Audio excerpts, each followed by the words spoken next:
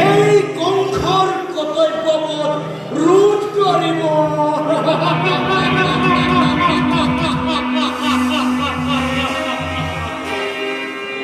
সত্যই সত্য কন্যাই হক, সকলো হাত নিজেই কংসৰ মূৰৰ ওপৰত হাত মেলি ৰং চাব নোখোজে। দৈৱকীটোৰ কেশৰে দৈৱকীটোৰ কেশৰে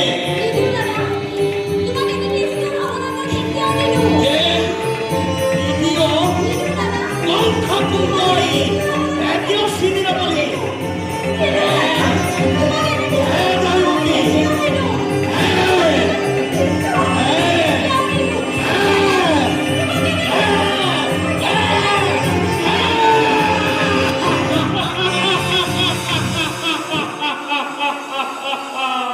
কালকেতু মহারাজ, দুই মুখী কোন সাথ অস্ত অন্তান। কালকেতু মহারাজ, ই হেনু কংসৰ প্ৰাণবাণী।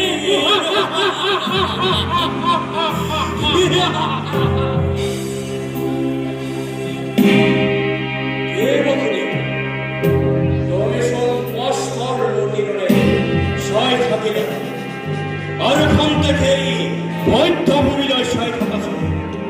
তোমাৰ এই কন্যা ৰত্নধৰক কি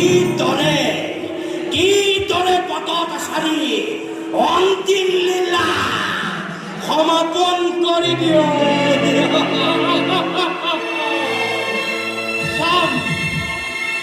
চাম কংস, এই দুই চক্ষুৰে নিমিষ নমৰাকৈ মই মোৰ 6 পুত্ৰৰ মৃত্যু চাইছিলো।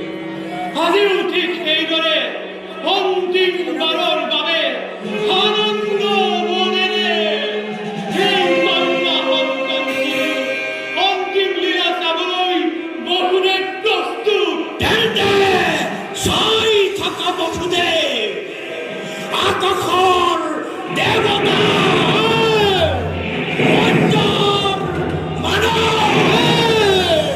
আৰু এই পাতালৰ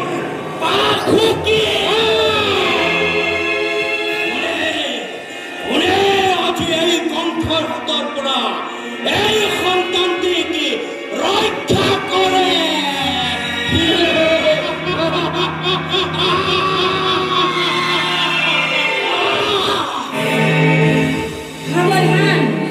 সাৱধান কংস, দেৱী মই যুগমায়া নিচিনি তই সংহাৰ কৰিব মোক কিবা শক্তি তোৰ।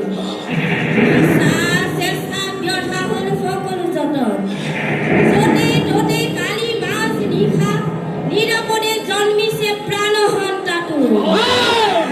মৃত্যুৰ বাৰিষাৰ বেগৱতী নৈ কিদৰে ৰুধিবি মূৰ্খ বালিৰ ভেটাৰে, কিদৰে ৰুধিবি মূৰ্খ বালিৰ ভেটাৰে, কিদৰে ৰুধিবি মূৰ্খ বালিৰ ভেটাৰে।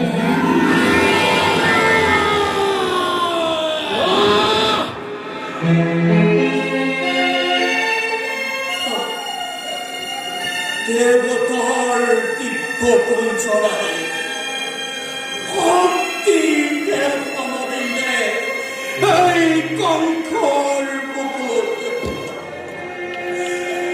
অসহ্য অতি অসহ্য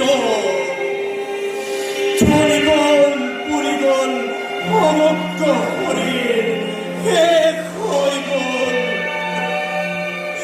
কালকেতু মহাৰাজ, কালকেতু মহাৰাজ, দিয়া মোক তোমাৰ বাহু দাৰ্শন।